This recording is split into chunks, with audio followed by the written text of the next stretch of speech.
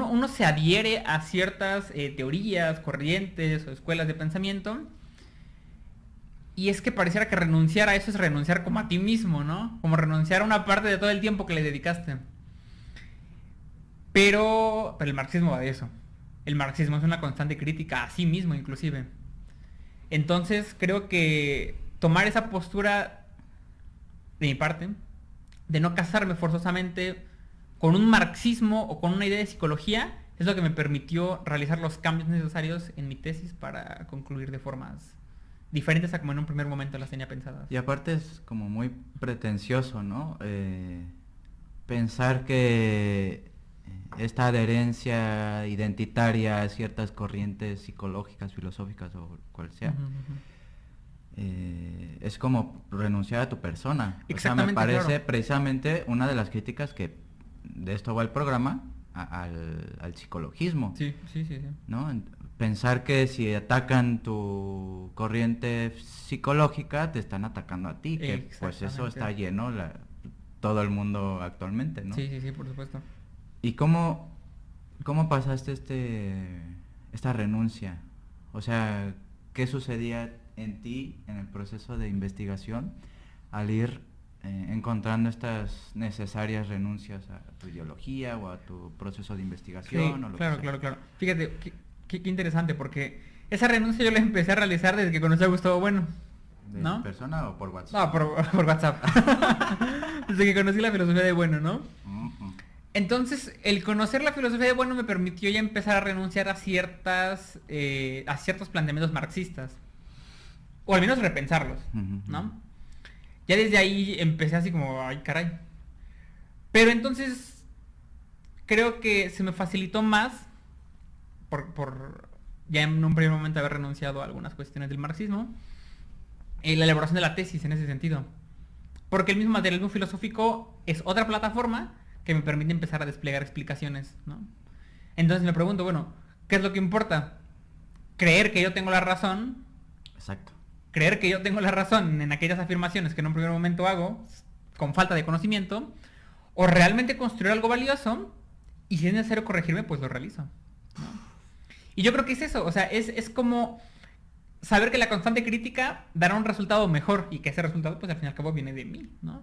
Del análisis y la autocrítica que tengo que realizar constantemente. Yo creo que hacia ahí va. Y seguramente conforme vayamos pensando la psicología, el marxismo y el materialismo filosófico, claro, vamos a ir perfeccionando, modificando o reconfigurando nuestra... Sí, por supuesto, sea lo adecuado. En términos de utilidad de tu tesis, o sea, ¿lo hiciste también para ti mismo o en el sentido comunista, comunitario de que esto sirva para mis compañeros que vienen detrás de mí, futuras generaciones, o fue nada más como protocolario y... Fíjate que aquí sí tomo casi la postura de Jesús Maestro, ¿no? Que dice, yo escribo para mí y si les gusta bien y si no les gusta pues también, ¿no? Yeah. Pero sí tengo pensado seguir con esto. Sí tengo pensado seguirlo. O sea, esto sería como el esbozo, el borrador, el prólogo, el prolegómeno, ¿no? De lo que sí quisiera hacer realmente en la incorporación. Mira, ya no del materialismo filosófico, porque eso creo que Melo lo está haciendo. Sí. ¿No? Pero sí del marxismo. Sí del marxismo. O sea, al menos creo que el marxismo es mi sello personal, ¿no? Porque, por ejemplo, quien lea mi tesis y haya leído algo de Melo, pues es que mucho de lo que yo digo Melo ya lo está diciendo. Y mejor, ¿no? Pero sí mi sello es el marxismo. Que ahí creo que nadie lo ha hecho. Hasta ¿no? un nicho, güey, sí. Sí, es como ahí mi particularidad. Entonces pretendo seguir con esa intención y pues ver que funciona, ¿no? Y claro, si a alguien le sirve, adelante. Por supuesto, sería lo adecuado, ¿no? Pero que te citen, ¿no? O sea, que me citen, por sí. Si no... Sí, es mostrar una alternativa. Ya. Es mostrar una alternativa ante aquellas personas que, no sé, en la búsqueda de información o lo que sea, les sea inconsistente y puedan encontrar en lo que yo propongo quizá algo novedoso, ¿no? Que sí, creo que hay novedad, ¿no? O sea, quizás así como echándome muchas flores, yo pensé cuántas pinches tesis en psicología hay que hablen de marxismo. No, O que sea, incorporen algo así, ¿no? Aquí en Jalapa, dudo. Sí, no. Pero entonces empecé a pulir algunas cosas, que también tengo que pulir cosas del marxismo. Digo, así como paréntesis, ¿no? Te iba a preguntar, Iván, Ujú.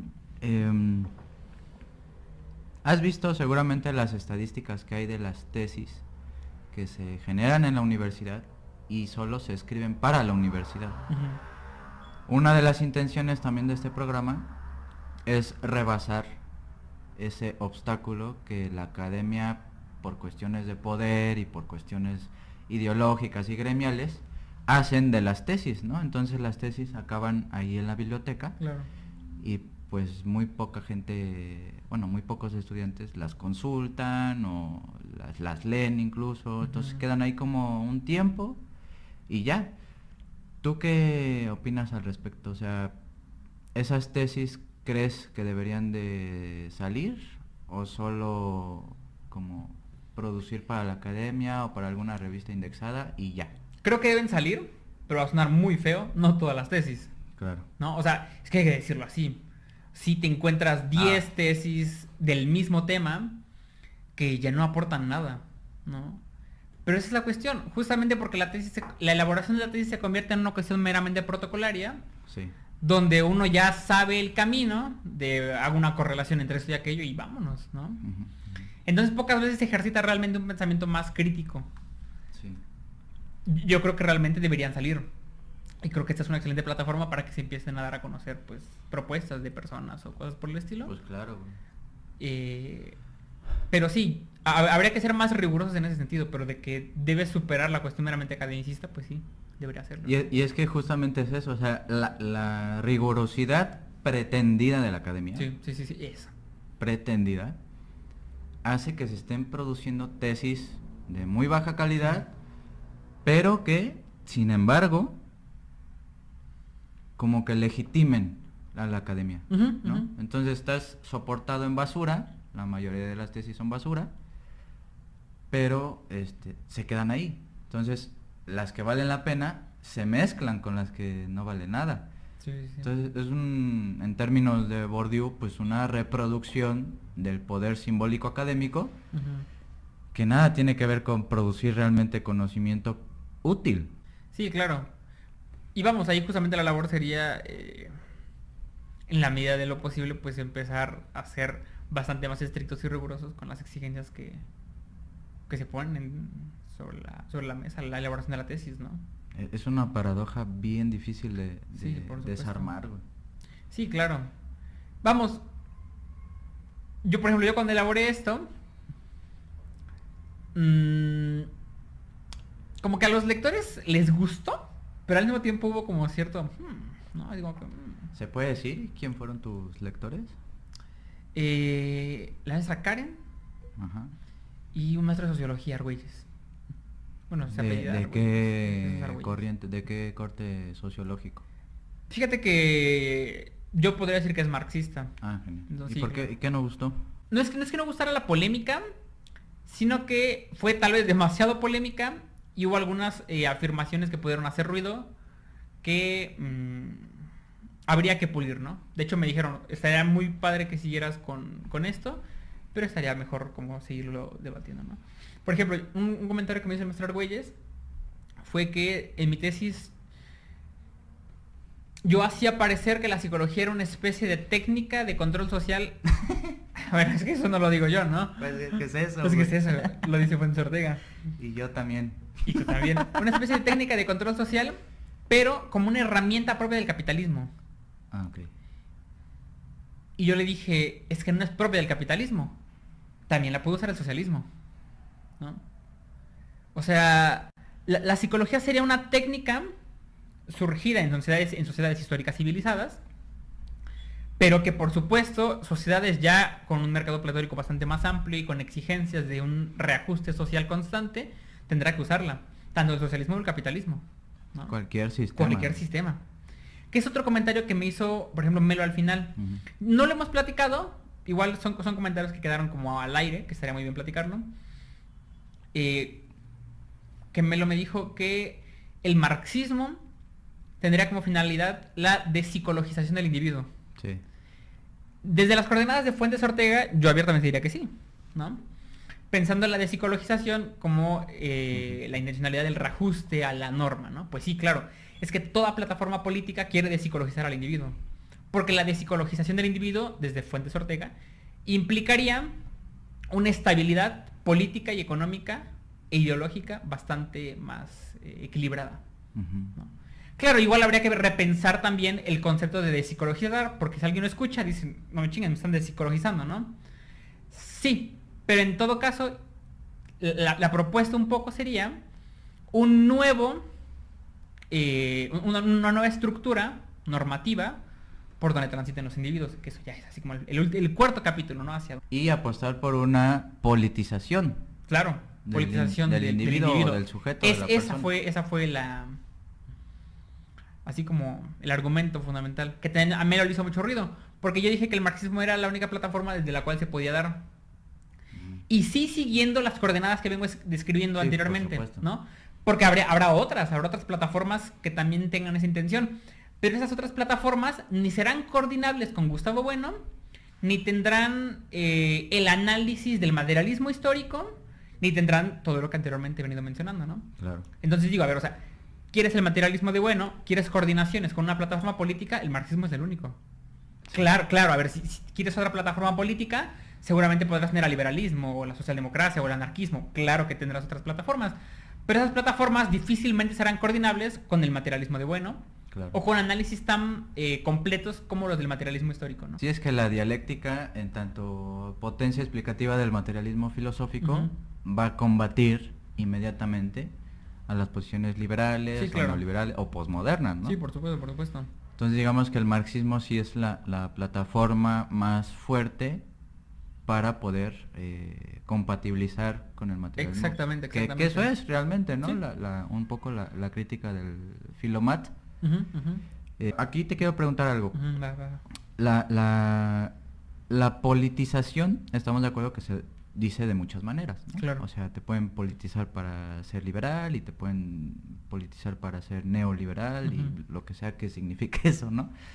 Pero el marxismo, ¿qué viene a traer a la persona, al sujeto, al individuo, de político, claro, para que su tránsito psicológico, entre comillas, sea más adaptado, sea más, que no tenga tantos problemas psicológicos, o que sea perceptible o perceptivo de eso que se le está presentando, que es la realidad? Fíjate, esa pregunta un poco diferente me la hizo Karen justamente, y fue excelente porque me dijo, bueno, o sea, realmente esta incorporación del marxismo, este reajuste, ¿cómo se va a dar, no? ¿Qué tanto interviene el marxismo o el materialismo filosófico en la incorporación a la psicología? Y yo dije, bueno, el trabajo del materialismo del materialismo filosófico y del marxismo sería únicamente, pareciera poca cosa, pero yo diría que no lo es, hacer que el individuo reconozca su lugar y su posición en la estructura económico-política. Y ya. Pero no es conciencia de clase, güey. O sea, conciencia y clase ya son dos términos que, si bien aparecieron en la política económica del marxismo, eran totalmente metafísicos. Sí, claro, o sea, claro. Conciencia, claro. pues es cierto psicologismo, y clase, pues ahorita en la sí, actualidad sí, con Lipovetsky ya están como claro, un poco diluidas. No ser una especie de conciencia de clase.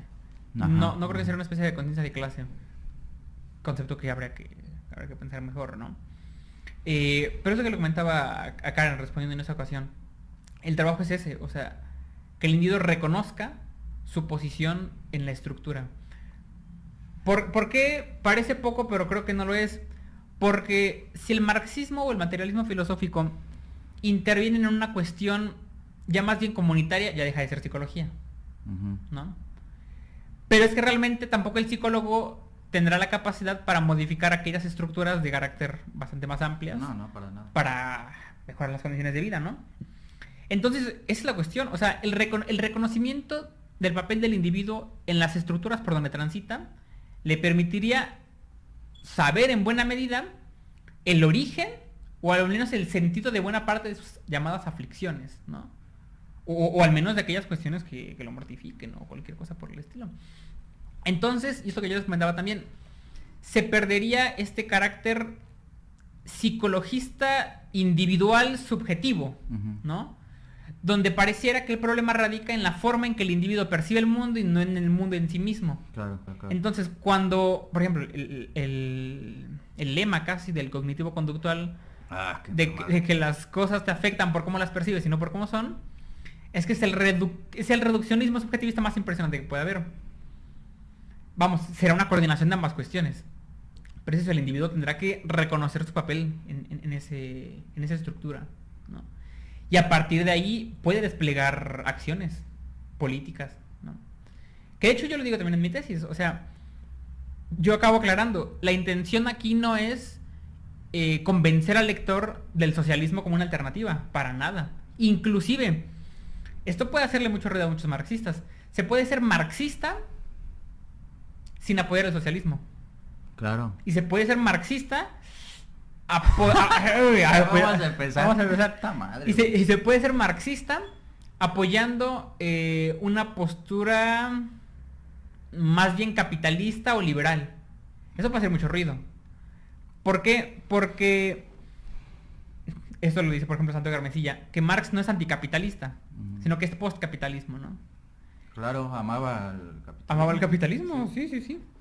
Entonces, uno puede realizar análisis marxistas, uno puede usar el materialismo histórico perfectamente sin querer instaurar el socialismo. Entonces yo lo comento en mi tesis. La politización del individuo no implica necesariamente circunscribirse a una plataforma socialista. Para nada. Tú podrás identificar tu posición en la estructura económica y política y los análisis que tú empieces a realizar tal vez te lleven a decir liberalismo, ¿no? Y si consideras que eso es, pues empezarás a desplegar acciones.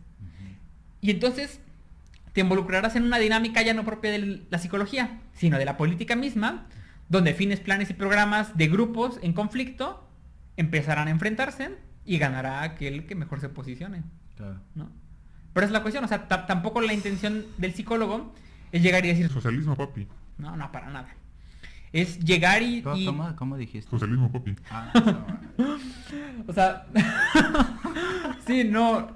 El psicólogo, desde mi propuesta, utilizará al materialismo filosófico como sistema de pensamiento con una capacidad explicativa muy amplia, y al marxismo como un sistema filosófico coordinable con el anteriormente mencionado, pero también como una plataforma política susceptible de proporcionar al individuo esa praxis política. Ya. ¿No? Entonces, en la praxis política del individuo es donde no solamente se reconoce a sí mismo como agente, sino que también hace algo al respecto, ¿no? Pero esa es la cuestión. O sea, ya el psicólogo no se meterá en cuestiones que rebasen su campo en ese sentido. Y decías un poco que quizás esto sí le duele un poco a los marxistas, porque los marxistas que yo conozco pues son totalmente comprometidos con la causa, ¿no?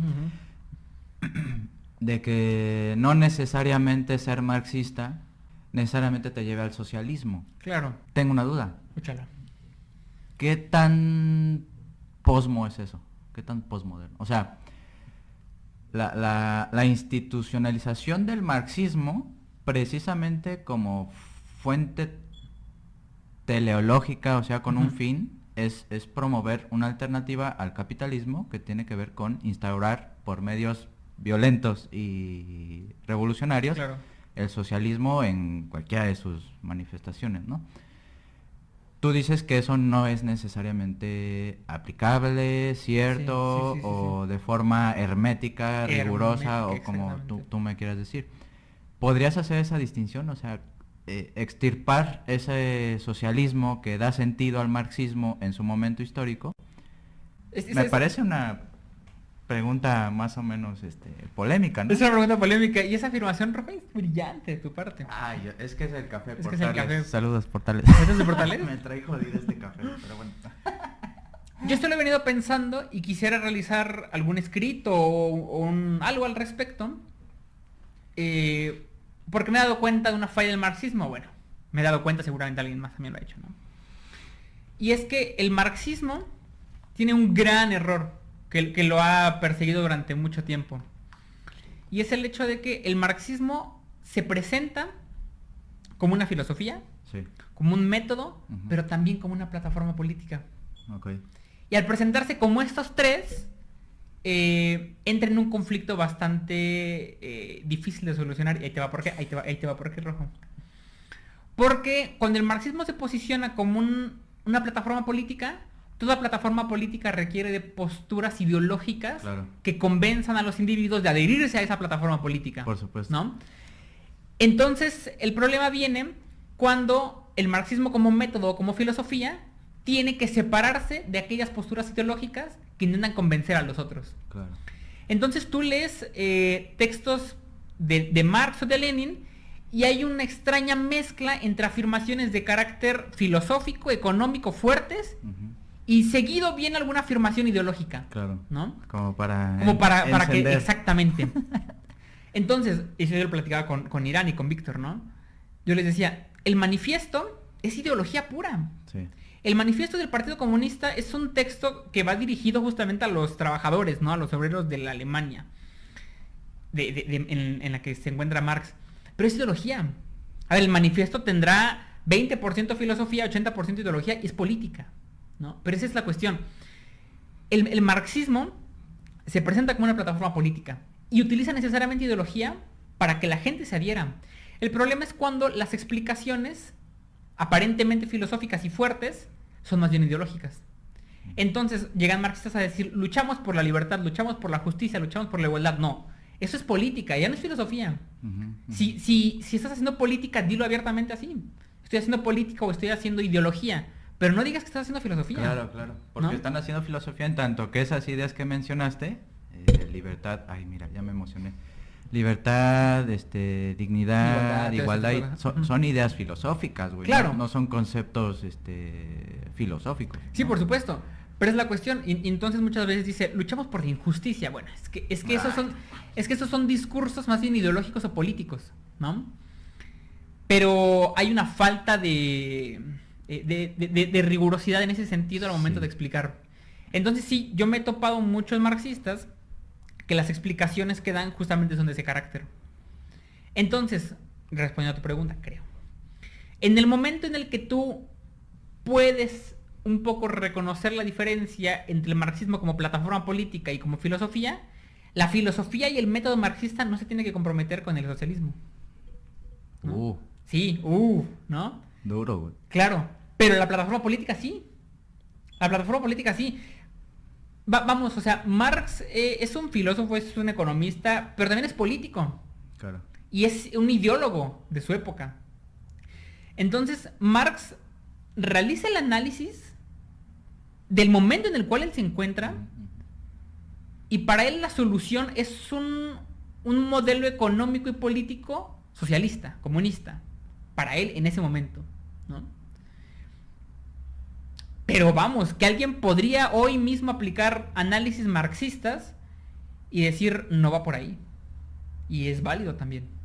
No, yo creo que tiene razón quien dice que no va por ahí. Por supuesto, O sea, por supuesto, por supuesto. Y agarrar sus matices, ¿no? claro. O sea, creo que lo platicamos la primera vez que... Y siempre lo digo, ¿no? Siempre lo ando diciendo. Ay, Que Marx se corrige a sí mismo, ¿no? Que en el prólogo en la edición alemana de 1872 del manifiesto, Marx dice lo que escribía en este texto hace 20 y tantos años ya no es válido hoy, ¿no? Entonces, si Marx se está corrigiendo a sí mismo 25 años después, que uno 100 y cacho de años después no vaya a corregirlo, pues es que es insensato. Pero es la cuestión. Entonces uno a veces se va con la finta de aquella afirmación que realizó Marx de la adherencia al socialismo Ujú. y deja de lado la parte más importante que es el análisis Claro. filosófico y metodológico más riguroso, ¿no? Entonces digamos que tiene más impacto en la actualidad la ideología marxista Ujú, ujú. que la política o la filosofía. Claro, por supuesto. Ahorita la ideología marxista es la que impera, ¿no? Y ya ni hablar de aquellos que creen que todas estas izquierdas que están de moda creen que son marxistas. Claro, o por sea, supuesto. eso ya es Eso un ya es... escupitajo en la Sí, cara. no, eso nada que ver, ¿no? Porque entonces creen, y ese es el problema, creen que el marxismo es luchar por las injusticias, ¿no? Ujú. Y como es luchar por las injusticias y en el mundo hay muchas injusticias, pues entonces todo es susceptible de entrar dentro de la categoría del marxismo para luchar por eso. Que eso ya es análisis filosófico de la moral, güey. Claro, claro. O sea, esa es la cuestión. Madre, qué feo. Por eso es que en mi tesis digo, lo que habrá que utilizar es el marxismo como método y no necesariamente nos obliga a comprometernos con el socialismo. Claro. ¿No? Porque también sería ideológico de mi parte llegar y decir en mi tesis, el socialismo es la respuesta. Ah, no. Eso ya sería hasta descarado, ¿no? No estarías invitado acá, güey. No estaría invitado. Sí, o sea, sería muy descarado de mi parte llegar a afirmar ese tipo de cosas, ¿no? Oye, amigo, te quería preguntar, en este proceso que llevaste a cabo en tu tesis, ¿de cuánto fue? ¿De un año? Un año. Un año. Un año. ¿Qué recursos personales pusiste en juego para poder ir haciendo una investigación como esa, güey? A nivel personal. O sea, deja tú la lectura, deja tú la escritura. ¿Qué tuviste que hacer, bien y mal, para poder realizar ese trabajo? Fíjate que me tocó una situación muy complicada porque fue la plena pandemia. Ok. ¿No? En tu vida, ¿no? Porque En mi vida. ya te dio varicela, ¿no? Ya, pero no me tocó la cuestión de la varicela, ¿no? Tocó la plena pandemia y yo empecé poderoso. Me despertaba a las 9, desayunaba, ponía música. ¿A las 9? ¿A las 9? Muy tarde. Muy tarde, güey. Se fallaba ahí. Para verse a las 4 como Irán, güey. Sí, es cierto, es Irán. Está loco, güey. No, está mal ese hombre. Hasta las 9 desayunaba y me ponía a trabajar, ¿no? En chinga, todo tranquilo. Pero perdí el control de mi vida. Perdí el control de mi vida y me puse a jugar videojuegos, Rojo. Esto que no lo vea Melo porque me va a linchar, ¿no? Me puse a jugar videojuegos. Lo va a ver por ¿Y morbo. sabes? Pasé de trabajar con mi tesis increíble en las mañanas Ay, no, Iván. a... No inventes. Yo me dormía a las 5 de la mañana jugando videojuegos. Rojo. O sea, las 5 de la mañana jugando videojuegos. Me despertaba yo a las 11, 12 de la tarde ya. Despertaba, desayunaba y me sentaba a jugar videojuegos. Perdí el control de mi vida, ¿no? No sigan estos consejos porque no sirven de nada. O sea, ya todo lo que habías construido... Sí, ahorita se fue, ¿no? Sí. Pero vamos, o sea, poco a poco empecé a regresar como a la dinámica. Y yo creo que me fue relativamente sencillo. Porque al menos el marxismo es algo con lo que he estado bastante familiarizado, ¿no?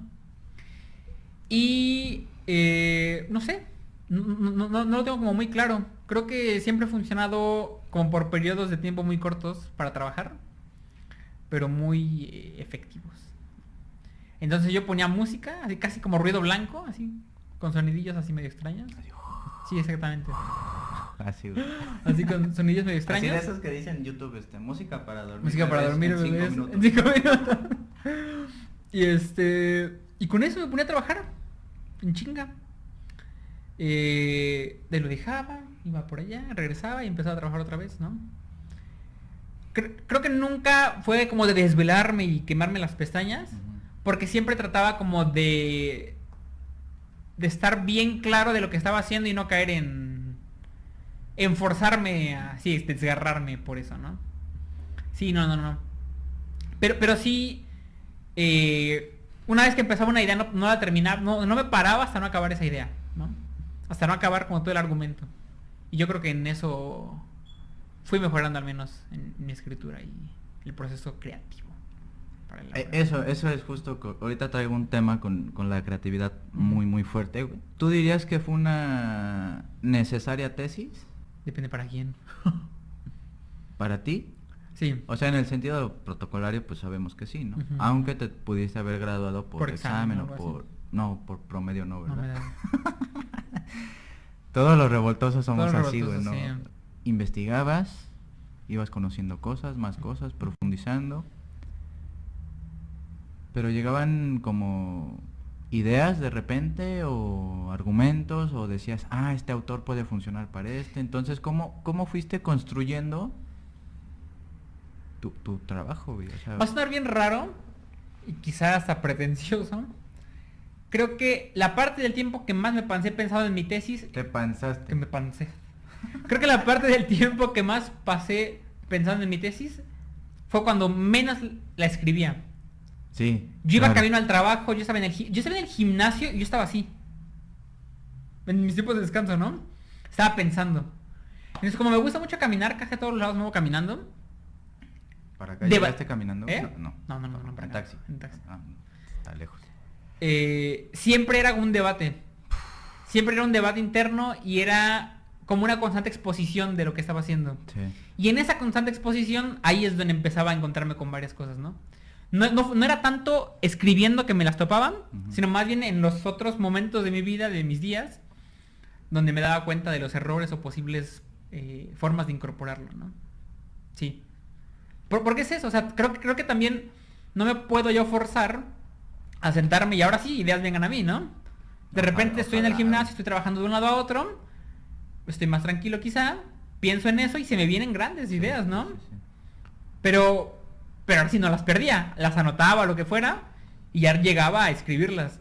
Así creo que vinieron gran parte de los argumentos o las ideas que plasmaba. Qué chido, ¿no? O sea, ¿Sí? en los momentos en que quizás uno no está pensando en eso, como que llegan Sí, claro. Y de hecho lo sentía como más genuino, ¿no? Porque si realmente me interesa el tema, ¿no? No era como, ay, no quiero saber nada de eso, no, para nada. Al contrario, era como seguirlo pensando en otros momentos de mi día. Sí. Y nada más llegaba en la noche o cuando fuera a escribirlo, ¿no? Agarraba el libro, citaba, hacía esto, hacía aquello y lo iba sacando ya, ¿no? ¿Y fluyó o había días en los que sí decías, hoy no puedo, hoy no sale la escritura, hoy no llegaron ideas? ¿O siempre fue así como me dices? No, sí había días en los que no fluía nada. Escribía un párrafo y decía, ya no tengo más para escribir, ¿no? Pero sí había días en los que me escribía 2 cuartillas de golpe, ¿no? Entonces, te digo, creo que no forzaba como esa cuestión, pero cuando ocurría la sabía aprovechar. Ya. No la desperdiciaba. Sí, o sea, es cuando estás realmente metido en tu proyecto, Sí, ¿no? O sí, sea, sí, porque sí. puede pasar la idea y tú... Sí, claro. Llegué a soñar con eso. Ay, eso es lo mejor. Sí, güey. o sea, estaba durmiendo y estaba pensando y dije, madre, sí, claro, madre. De verdad. Pero está padre. La verdad, sí. Vamos, que creo que la pude haber hecho mejor, por supuesto. ¿No? No digas eso. Es la verdad. Uno tiene que reconocerlo. Pero ¿por qué? O sea, siempre uno puede mejorar, Sí. pero no es como decirlo, "Ay, sí, como... pude No, hacerlo no. mejor". Pero creo que, o sea, se puede mejorar y la intención es seguir trabajando para Pues mejorar. Claro. Para mejorar eso, ¿no? ¿A qué conclusiones llegas, carnal? De todo este proceso que ya pasaste, o sea, titularte por Zoom, bueno, sí fue Zoom, Sí, ¿no? fue Zoom. Fue Zoom, tener esta interacción con tus sinodales por medio de una cámara, exponer en tu casa quizás, trajeado o... Más o menos. Más o menos, ¿no? De hecho, expusiste así, ¿no? Así Con un expuse, saquito así y tal cual. playera. Es que haciendo siempre. No te imagino con corbata. güey. No cargo corbata ni camisas. No. Te imagino así como con camisa, pero de manga corta, güey, porque pues presumes tu cuerpo. Güey. Más o menos. Todos No, los días. pero no llevé traje ni nada. de eso. ¿Cómo fue ese ya proceso final en el que te dijeron el día tal presentas tu tesis a esta hora? Como que ya sentir presente ese momento es, creo que interesante siempre. Sí, claro. La verdad, sí estaba nervioso, pero fíjate que no me puse a estudiar mi tesis tanto. Lo mismo, ¿no? No es que un día antes estuviera leyéndola así, ay, sí, esto y aquello, ¿no? Digo, le eché una ojeada, repasaba conceptos que ya sabía, pero quería que fluyera lo más natural posible, justamente, ¿no? Claro. Lo que sí me mortificó era el tiempo que me dieron. 20 minutos, ¿no? O sea, te dijeron, Máximo tienes 20 20 minutos. Sí. ¿Quién te dijo eso, güey? Es protocolario. No, O sea, no, sí, te fuerzan a máximo 20 minutos. Creo que llegué hasta 28 minutos, algo así. Pero sí, o sea, uno no puede extenderse tanto. Y fue lo lamentable porque pues, son 4 capítulos. Y entonces omitía cosas muy, muy importantes, ¿no? ¿Y no te pasó que sin decir nombres te hacían preguntas que tú ya habías puesto en tu tesis? Sí, Rojo. Sí, siempre pasa. Siempre pasa. Siempre pasa. No, claro. Sí, luego te dicen algo y tú dices, eso ya lo expliqué en mi tesis, ¿no? Y tú así como de, Sí, ahí Bueno. está, ¿no? Sí, claro. Sí, pasa. Pero la verdad me siento bastante satisfecho con mi tesis. Te digo, la intención es seguir trabajando en eso. Porque sí hay afirmaciones que pudieron hacer mucho ruido. Por ejemplo, una que hizo bastante también fue cuando, en el tercer capítulo, hablaba yo de las psicologías con influencia marxista, ¿no? Ujú. Entonces yo decía, bueno, Pavlov, Luria, Rubinstein, Vygotsky están en la Unión Soviética y tienen influencia. Sí. Y muchas veces me decían, bueno, no es que Pavlov agarre y lea Marx, ¿no? No es que Pavlov agarre y lea Marx, pero sí el momento histórico en el cual se encuentra, el momento político en el cual se encuentra, hace posible y también hay una influencia efectiva de la filosofía marxista, ¿no? Claro. O sea, claro que sí. El hecho de que Vygotsky curiosamente estuviera afiliado al Partido Comunista de Rusia, pues también en algo tiene que ver, ¿no? Inclusive, y eso también lo puse en mi tesis abiertamente, hay un libro de Makarenko que se llama Conferencias sobre Educación Infantil. Y Makarenko empieza su libro sobre conferencias de educación infantil así diciendo a los ciudadanos de la Unión Soviética, o sea, de verdad, tiene una intención política Makarenko, Claro. ¿no? Y él empieza diciendo, la intención aquí es construir individuos nuevos en una sociedad socialista, ¿no? Hablas de una influencia efectiva del momento político, del socialismo, del marxismo, en la forma de concebir la pedagogía, la psicología, ¿no? Eso me parece muy, ya deja tú honesto y sincero, sino comprometido, güey. Claro que O sí. sea, ahí ya uno sabe, como lector, por dónde va a ir el autor. Por supuesto. Y muchos de esos problemas actuales de los autores actuales es que no se definen. Exactamente. Entonces, por ejemplo, hablan de Exactamente. la identidad, Ujú, ¿no? ujú. Entonces, como pues nunca definen la identidad porque es muy problemática, es mejor definirla desde el punto de vista abstracto, ¿no? Sí, exacto. Ya Claro. damos por supuesto todo y pues quién te va a debatir, ¿no? Sí, por supuesto. Fíjate, así como un paréntesis, Me gusta cómo haces los paréntesis. como un paréntesis abordando en lo de mi tesis, hubo unas afirmaciones que realicé que me gustaron bastante. ¿Cómo cuál? Porque yo decía, bueno, ¿por qué? Esta de verdad me gustó bastante. Y luego dices, ay, qué feo que no le pusieran tanta atención como yo le habría puesto, ¿no? Yo voy a hacer aquí el Tú vas a clip. hacer aquí el clip exactamente. promocional. Yo decía, bueno, ¿por qué el materialismo filosófico es más potente para explicar lo psicológico que el marxismo? Y entonces yo empiezo a rastrear las psicologías con influencia marxista y desde coordenadas de bueno, me doy cuenta que todas llegan a un nivel máximo de M2, no llegan a M3. Ya. Pero también hago yo una cuestión muy importante. Separo el marxismo en dos, en materialismo dialéctico y materialismo histórico. ¿Como metodologías? Materialismo histórico como la ciencia de la historia Ok. y materialismo dialéctico como la filosofía o el método del marxismo, ¿no? Ya. Entonces digo, a ver, el materialismo dialéctico y su influencia en la psicología se dio mayormente en Rusia, con Vygotsky, con Pavlov, con Luria, con Rubinstein, ¿no? Y uno que nadie conoce, pero es muy bueno, se llama Alberto Merani, en Argentina. Es excelente, ahora te platico un poquito de él. Ahí ya no hay tiempo, carnal. No, sí. Ellos tienen una influencia del materialismo dialéctico. Ok. Porque realmente la explicación que dan se da desde un fundamento casi filosófico, ontológico, ¿no? Y el materialismo histórico, yo digo que también tuvo influencias, ¿en dónde? En psicologías más bien latinoamericanas como Martín Baró y Maritza Montero. Entonces yo digo, a ver, en el caso del materialismo histórico y las influencias que tuvo en la psicología, Maritza Montero y Martín Baró, por influencia del materialismo histórico, cuentan con análisis del contexto político, económico, cultural e ideológico. Porque el materialismo histórico así se les proporciona. Ujú. Pero carecen de ontología. Ya. Carecen de ontología y carecen de metodología propia de la psicología, ¿no? Sí. Por eso es que caen en sociologismos, Ujú. en métodos sociológicos y aquí. Porque tienen una influencia del materialismo histórico. Claro. Y digo, bueno, ¿qué pasa con el materialismo dialéctico en las otras psicologías? Pues que sí cuentan con una ontología, tal vez no explícita por parte de los psicólogos, porque carecen de ellos también de conocimiento sobre la ontología o la filosofía, pero sí cuentan con una ontología que se reduce casi siempre a M1 y M2. Ujú. ¿Y qué es lo que pasa? Por ejemplo, Alberto Merani, de verdad, impresionante. Hay un libro de él que se llama La dialéctica en psicología. Él explica lo psicológico como otro autor ruso que se apellida Spirkin, no me acuerdo su nombre. Spirkin dice que la conciencia se explicaría como una propiedad de la materia altamente organizada. Entonces explican que lo psicológico sería como propiedades de la materia en la evolución de la misma con el paso del tiempo, ¿no? Y Merani dice que empieza a explicar, Merani, lo psicológico, está fuertísimo esto, utiliza la segunda ley de la termodinámica, dice por negantropía, si la entropía es aquella tendencia al desorden en el universo, la negantropía sería aquella tendencia al orden en el universo. Pero Merani dice, si hay negantropía en los organismos, esa negantropía los orilla a un grado de equilibrio que les permitiría cierta individualidad del contexto. Entonces Merani dice, la vida surge cuando hay cierta capacidad de ser independiente del medio y no depender tanto de él. Empieza a hacer unas explicaciones medio extrañas y bien, bien complejas. Sí. Pero Merani va llegando a una conclusión de que lo psicológico es más bien,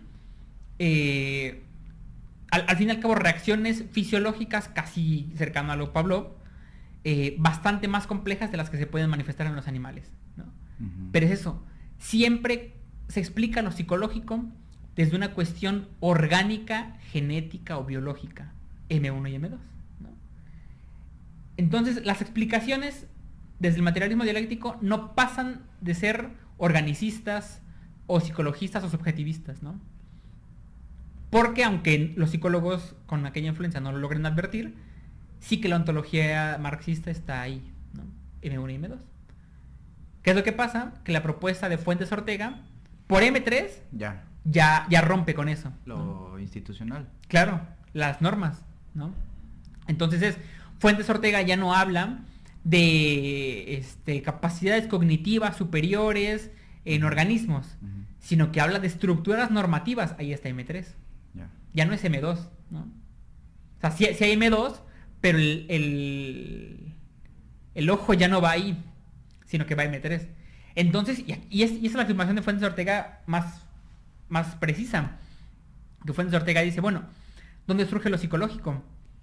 Lo psicológico, dice Fuentes Ortega, surge en el proceso de discriminación y generalización que, dice él, se da en todas las especies zoológicas. Ahí está reconociendo claramente una cuestión también orgánica. Que ya lo decía el conductismo. Ya lo decía el conductismo. Por discriminación y generalización en la flexibilización que las estructuras normativas te permiten. Okay. Y eso ya no, que no es mucha, ¿no? Que no es mucha, ¿no? Pero te lo va permitiendo de diferentes formas dependiendo también de las estructuras normativas, ¿no? Sí. Entonces, de Fuentes Ortega, uno puede estar ajustado a la estructura normativa al mismo tiempo que despliega pequeñas acciones en los espacios vacíos de las estructuras normativas. Otra vez, güey, Spinoza. Claro, exactamente. Yo creo que para allá va la psicología, güey. Ojalá que sí. Creo que es una buena crítica, es una buena, pues no me gusta la palabra, pero innovación, ¿no? O sea, sí, decirle al individuo que sí tiene márgenes de libertad. Exactamente, a pesar de que esté sometido de alguna forma por supuesto. al sistema económico político en turno. Sí, claro. Pero sí hay libertad, o sea, sí se puede jugar la libertad y por lo tanto nuestros propósitos y nuestras metas y objetivos reconociendo eso, que es muy sutil, güey. Es muy sutil, exactamente, es muy sutil. Y esa es la chamba. Y entonces yo también, y aquí es donde ya puede empezar también lo polémico, ¿no? Porque, por ejemplo, Melo, en el OMC, no sé si recuerdas, se empezaron a plantear dentro de algunos conceptos, ya como spoiler quizá. Spoiler. Unas fases como de adaptación, ¿no? Sí. Era adaptación, maximización, optimización, ese tipo de cuestiones. Sí. Pero esas, bueno, habrá que platicarlo con él, no lo sé. Un día vamos a estar aquí todos, güey. Todos discutiendo. Obviamente yo callado. Porque te conviene. Y a ver cuánto dura la sesión, como 8 horas. Pero yo pienso, bueno, es que esas fases se muestran, y aquí quizá algo de ideológico tendrá, no lo sé. Esas fases se mostrarían como pasivas ante estructuras normativas ya dadas. Uh-huh. Es decir, la maximización se daría dentro de la estructura normativa que te permite realizar esa maximización, claro, sin atentar contra dicha estructura. Sí. ¿No? Entonces maximizas dentro de una estructura dada. mi propuesta un poco sería, a ver, la transformación, pero es que esto ni siquiera lo digo yo, lo dice Fuentes Ortega. Fuentes Ortega dice que el psicólogo tendrá que darse cuenta que buena parte de las resoluciones se darían por vía política, por transformaciones políticas. Pero es que es eso, el psicólogo no es como que vaya a hacer política, ¿no? El psicólogo tiene que hacer psicología. Aunque creo que sí hace política en la clínica. Claro, hace política en la clínica. Sí, no va a los curules ahí. No. Sí, no es que vaya el psicólogo ahí a... Sí, Sí, nada de eso. Pero sí hace política. Sí, hace política, por supuesto.